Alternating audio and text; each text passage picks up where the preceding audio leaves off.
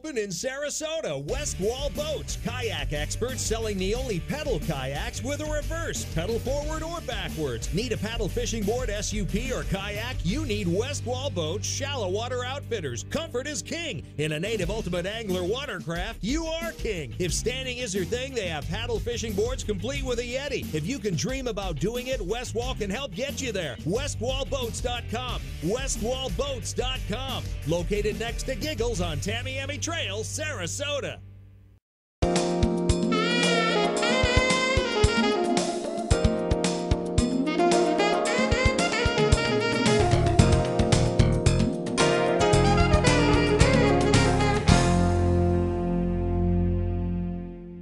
All right. How about that? Here with Coach Chris Taylor. Mr. Chris went out to the middle of the state last week, actually a couple of days ago, caught a whole pile of crappie. Beautiful fish you got. Nice. That's fun fishing, guys. I mean, they're weak mouth fish, but they're really fun because you're catching one here, one there, and you're, wow, Big Bass just showed up to say hi. Look at that sucker, man. We're over here across from Chris's house. He's got this freshwater lake that runs back from 9 Mile, and I mean, there's just packed with huge bass swimming by us here. It's crazy. He's like, I want to see the show. All right, Front row the seats. star of the show. But I'll tell you what, Chris sent me a picture of some crappie a pile of crappie he caught. They were, you know, the beautiful speckled, nice clean out at the north end of Lake Okeechobee, that area. Nice big ones, guys. You'll see Use the a video. fillet knife on them. So yeah, and another thing we're doing in this segment too is the bass fishing, because you know in Southwest Florida, if you really get down to it and it gets cold, we go bass fishing because that's when it heats up. Crappie heat up, bass heat up, the bass start going on bed. That's when we get all of our big bass, you know. So it is the freshwater fishes, and on the saltwater's been on again, off again. You know, wintertime it gets tough. You got to slow things down. I know Chris was saying in the last show he's going to shorter leaders, thinner leaders, slowing the bait down. But a lot of guys get into the freshwater this time of year because, like Chris said, and they're just loaded with these gigantic bass, like that guy sitting there looking at me. Yeah, like sitting here coming up, the bass is just deciding. It's that time of the year, guys. The freshwater heats up. We don't have to worry about the depth of the water when it comes to the fresh water. But now, hey, don't get me wrong. If you go ahead and get out there on the salt water, which you're going to see some film in this segment too. Me and Jake went out to Boca Grande. My youngest son, he has to fish salt water. Older son has to fish freshwater. So you're going to see segments of both and both of their favorite stuff to do. With Jake, we went out to Boca Grande and we went across the flats. And you're going to see how I anchor the boat and I throw to the potholes with shrimp. We were using a Daniel's Deceiver, the popping cork, trout cork. Oh, the trout deceiver? And it gives him something to look at, so he can throw it out there, he can follow that trout deceiver, it makes noise, the fish come over to investigate it, there's the shrimp, bang. So you're gonna see some video of that, of catching a good variety of fish out in saltwater. And then when the boy was in for Christmas, we had to go do our freshwater. So the older son, he wants to, just strictly do bass fishing and freshwater. So one thing about living in paradise, we got it both. Yeah, absolutely, that's the best part. And again, in the winter when the salt water slows down, the freshwater bottlenecks this time of year, only because we don't have those heavy summer rains. A lot of the overflow is washed out. And so the ponds, like Chris's lake here, is clear. It's got a lot of hungry fish in it, and they begin to bottleneck a little bit because the water level drops a little bit and keeps them all in the deeper parts of the lakes. So, getting out here in this fresh water is great. But now, when you were fishing for the crappie, where were you? I know you said you were above Okeechobee. we went to Istapoca, guys. Oh, okay. Istapoca is a gorgeous lake. Head on out the middle of the state on 27. There's Lake Placid is the area. I worked there. Right there at the Winn-Dixie. I think it's 661. Take a right, head on out. There's a nice sign on the side of the road, probably a couple miles down the road, says public ramp. Huge parking facility, double ramp right at the south end of the lake. About 5 or 6 places, if I'm not correct about it. 5 or 6 places you can go get bait right on the lake. So you can go just drive your boat over there and get bait. The fish is phenomenal over there. Now, what were you using for bait? Did you get some local catch you got, or did you bring something? Obviously, who likes to fish lures more than Coach Chris? Right. So we had our lures. I had my dad give me the blue jig. He loves to use the blue jig with the white tail on it. And sure enough, that's produced probably half the load right there. Okay, you take it's got a little blade spinner on it. Just a little tiny crappie jig that you can get from either Bass Pro Shops. You can get probably from your local places. You can go to Cabela's and things of that nature and find these Find them everywhere. bladed crappie jigs, and then put the blue skirt that you can find at Walmart, Pro Shops, any one of those things. But another one was salt and pepper. The salt and pepper color, both were doing good. You just drop it, you put a cork above it about that far, and you do a slip cork so that this cork, you know, it comes down so it's easy to cast, and then as soon as it hits the water, it slides down, you pop it up, you slide it down. There's nothing in there, it usually doesn't go, but if it goes down, you just real easy pick up on it.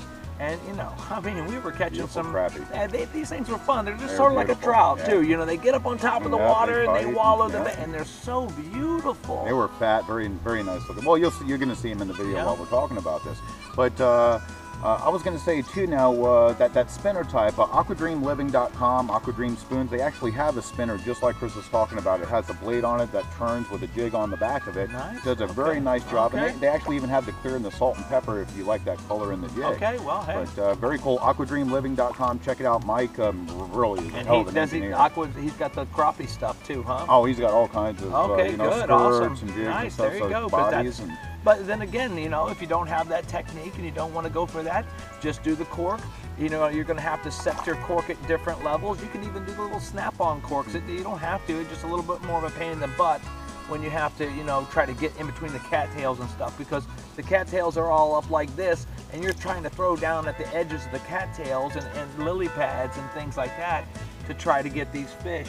But my dad used to just drift down these little canals like this, and you know, he would just put a couple holes out the side while he bass fished, and put the corks down about that far, you know, whatever, and just drift. Those crappie will just come right up, they'll grab it, they'll hook themselves, and wow, what a meal. I don't know if Frankie likes crappie, but I got a nice bag of them over there. Love them. I'm gonna have to cook him some up before we get done with the show, you know. Last time, yeah, that sounds good. Cooking Last time segment we were with in Coach Georgia. Chris. Coach Chris cooking crappie for breakfast. I'm all for it, Oh, baby. listen, I was I'm all for raised it. on panfish for breakfast.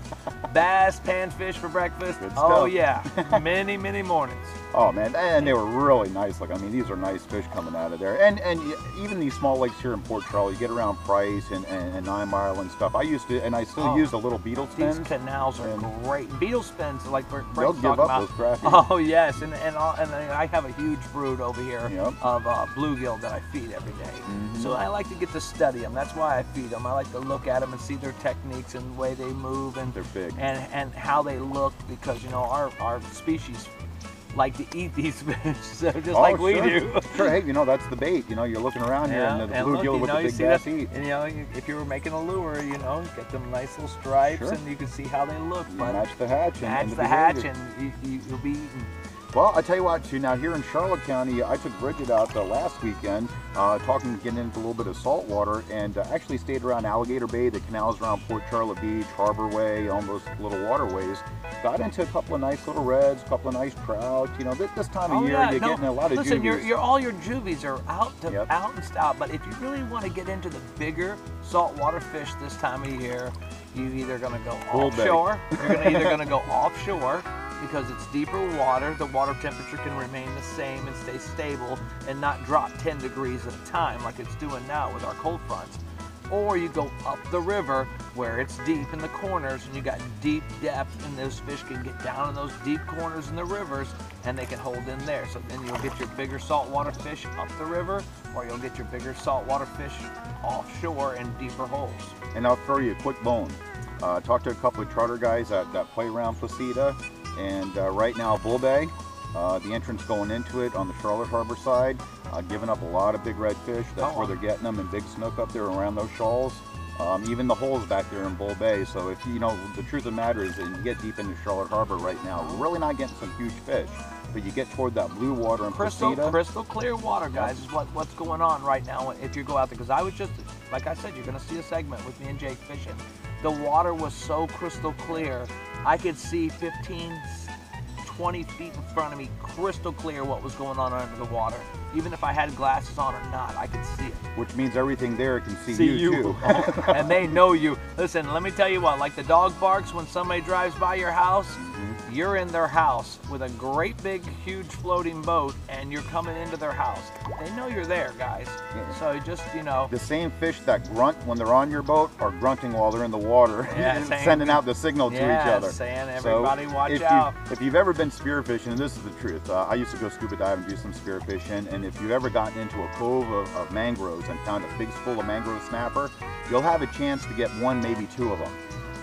If you're lucky, and then you won't see them in there for about 2 or 3 days after that. They just book, they know it, and they let each other know it's dangerous, they let each other know, and they're gone. So, but I'll tell you, just dumb. in the same thing though, if they get one little tiny bit of food, they'll let everybody know that there's a little bit of food there, and they all come in like zombies. I mean, they come in and go crazy, don't they? They what a definitely feeding do. frenzy. It isn't, you know what, we're seeing that in freshwater too, because there's not a lot of rain, there's not a lot of insects, bugs, rats getting into the water. They get washed in, so they're looking for food, they're hungry, they're competing, so when that bait hits the water, they're getting ready to go on bed, guys. These fish are getting ready to lay their eggs, and they're getting ready to be, you know, put out their next brood. So they're fattening up, just like out in our saltwater area. We saw it with the snook. Remember that big fat roll in the snook? Lots of shiners that were at least this long running all over the lake, and I'm starting to see my shiners come in this area too. So that means, you know, nature's taking care of itself. It's supplying a bunch of food that these things need, and they're willing to eat it all. And I noticed that yesterday on the lake. They were just blowing up. Bass were just blowing up everywhere. They didn't matter. It was right in the middle of the lake. I mean, way out there, nothing for a long ways, and all of a sudden, whoa! I'm like, whoa, did you see that, man? You know, it's true, you know, and Bill Daniels was telling me last time we went fishing, I was asking Bill, you know what, Bill, you know, what's the secret to fish? What's the trick? How do you always catch fish? And, you know, he always just smiles and says, put your lure in the water. That's right. I mean, you got to keep your bait in the water. You got to keep fishing. And right now, with the weather the way it is, we went out in Myakka Cutoff one with Bridget, and she caught a nice trout underneath the mangroves there. I caught a trout about the same size out in the trough. You know, it's just a matter of, are they under the mangroves? Are they out in the deeper water? Well, they're kind of every place. You sort of have to hunt. It's not like the school hunting you do in the summer and find the schools. I find that in the wintertime, the fish get up on the flat because the flat's going to warm up quicker than any of the other water, right? And if they're going to get up there and they're looking for food and they're cruising around, they're looking for McDonald's, they're looking for Wendy's, right? Something quick and easy to pick up. They're going to do it up in warmer water where they can get moving better, you know? Yeah, there's definitely been a big difference in the behavior of the fish. Look at that big stuff. Look at this. You know what? You can't see it with the camera. I'm going to turn it on. You don't think you'll see that big gigantic bass teasing us down there? And now he's leaving because he's got the little camera shy. Well, we'll put that back. She'll come back. She's a dock bass. I mean, she hangs out here in the morning. I have 3. There's one that's 3 times as big as that one. Yeah, there's one that sits underneath the dock that's probably a good 10 pounds easy. That sits over here and hangs out.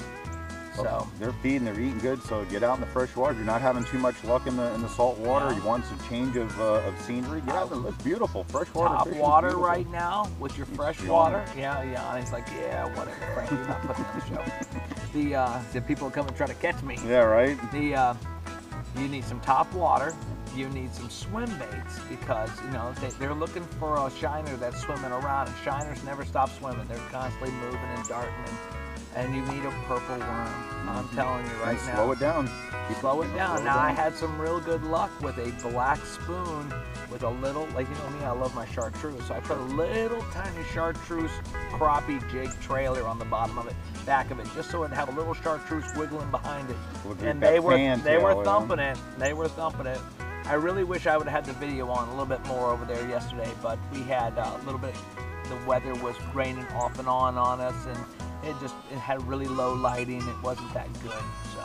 Yeah, it's winter time in Florida. We don't get the heavy snow, but we get the overcast, you know. Well, I really should have. I should have did the crappie. You know, we had a little bit better weather, and I should have filmed some of the crappie stuff just to show you the technique and how we're presenting in an area and some of the nice catches we came up with. I was really impressed with the cooler that was slap full of crappie, to the point where 3 grown men, we stood there and filleted fish for probably half an hour, 40 minutes, just to get them all filleted up. And we all 3 had huge bags of fish. Sure, beautiful. I mean, they were. I mean, they're actually nice, fat, and healthy. You know, all the fish in freshwater now are very fat, healthy. They're doing good. The water's cool and clean. fish up the Peace River, guys, are fat. They actually have the fat laying rows in their belly. It's gorgeous. Yeah, Chris filleted one nice snook he got up there that was, I mean, big rolls of fat. I was like, wow, these things are eating good up river. But matter of fact, now you guys went back. I went back with you about 3 weeks ago into Gulf Cove, the south end, inside of the locks, doing some snook and red fishing. You went back again and you killed it. No, me and Justin, landlocked Justin. Landlocked, you're gonna man, see, he could catch some snook. You're gonna see this boy on film. He's got some. He's got a new GoPro too, so we're gonna be showing some of his stuff. Awesome. But we went back in there. We started off in saltwater, and the water just fell so quickly that I wish I would have had a photo of this, but it was sort of raining at the time. I threw up on a mud flat that was only this much water, and a big old snook went running up on the mud flat, out of water, beached itself, grabbed the lure, and flopped back into the water. Mud skipper. Now Justin has the video of this fish. Does he really? Yes. Oh okay, no! So, well, you're gonna see that. Well, I gotta call him. we'll get Justin to give up the video for this because he had some pretty good videos. Justin, he had his waterproof camera on and he was ready to roll.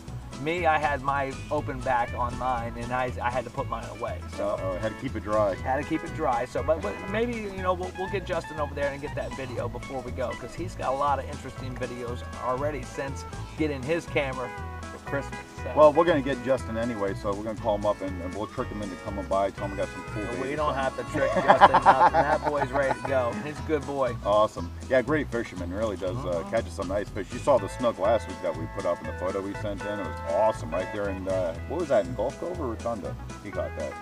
What the, that big snook, was that in? That was out in the Rotunda Lakes. It was in the back lakes of Yeah, Rotunda? it's all Rotunda Lakes and stuff. Nice. You know, those back lakes back out in the very back of Rotunda, there's no houses and stuff around there, but those, like we said it before, people get a little incensed about you going back there and fishing for their fish.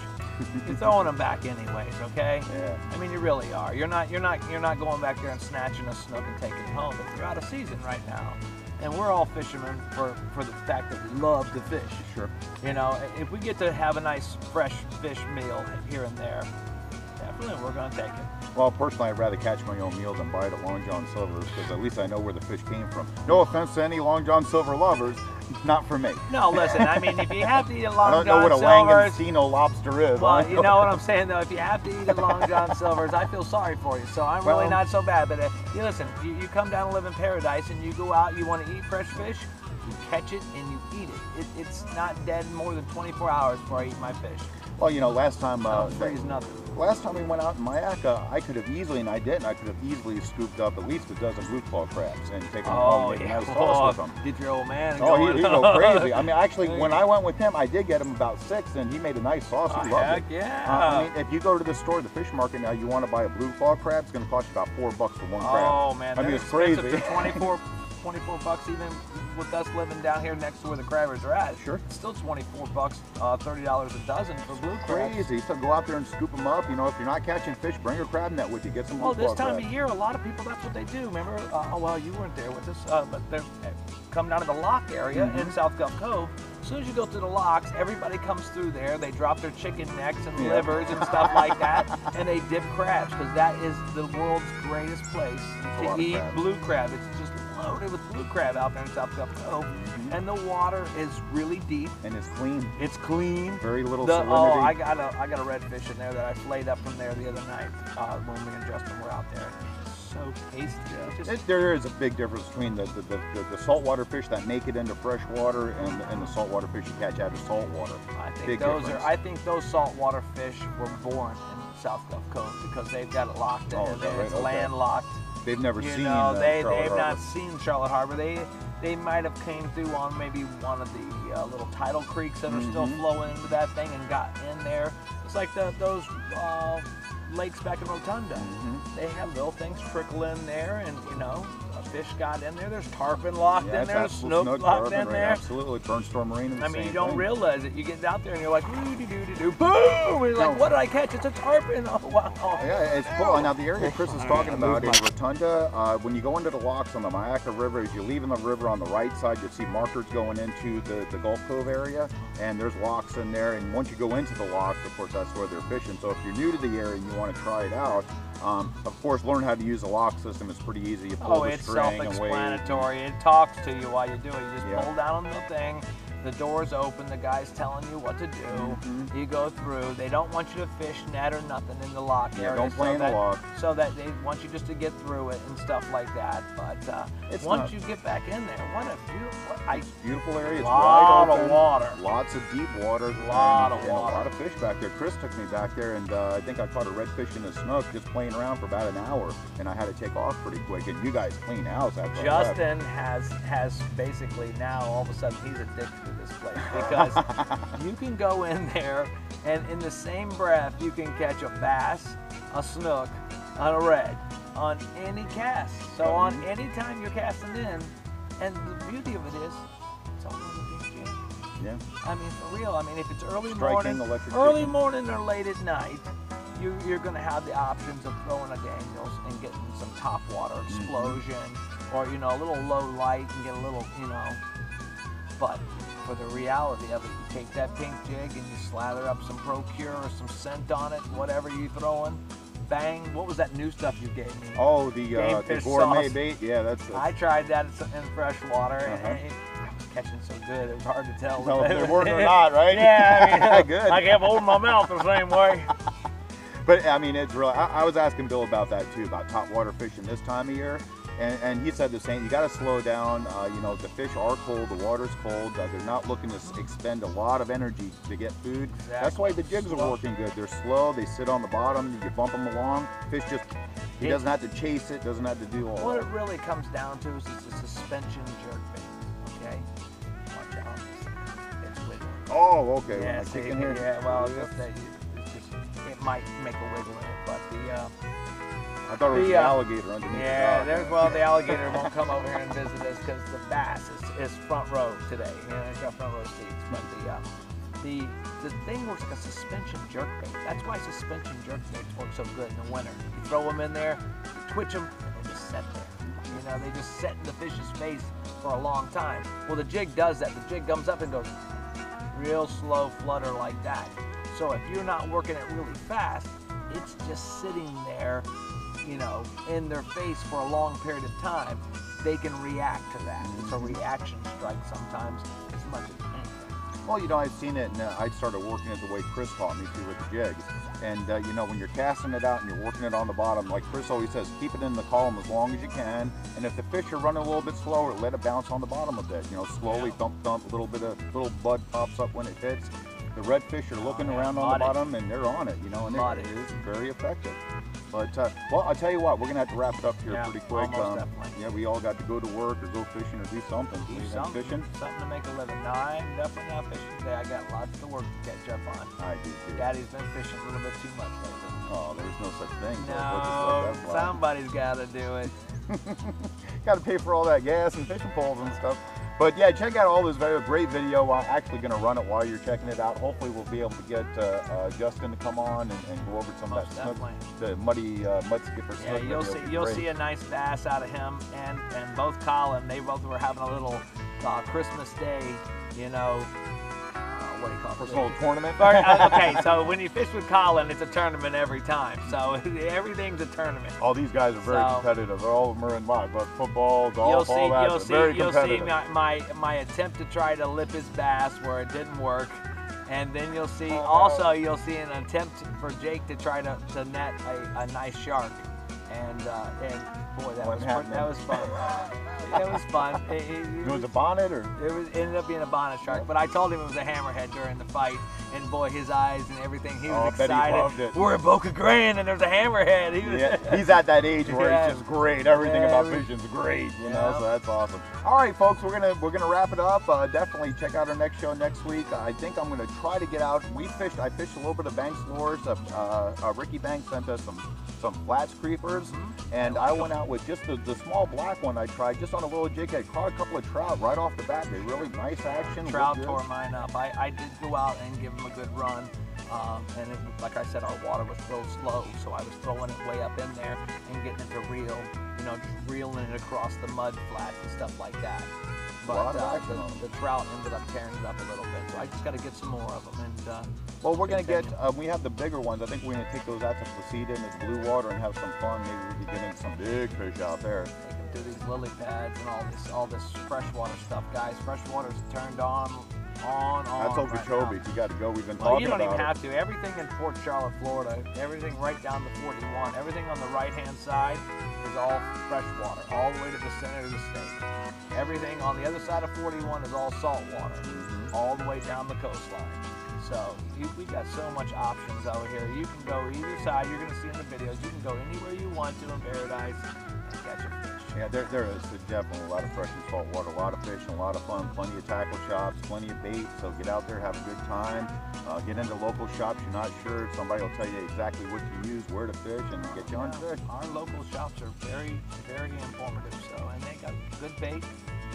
Go support your local tackle shops. You all be good, and we'll catch you next week.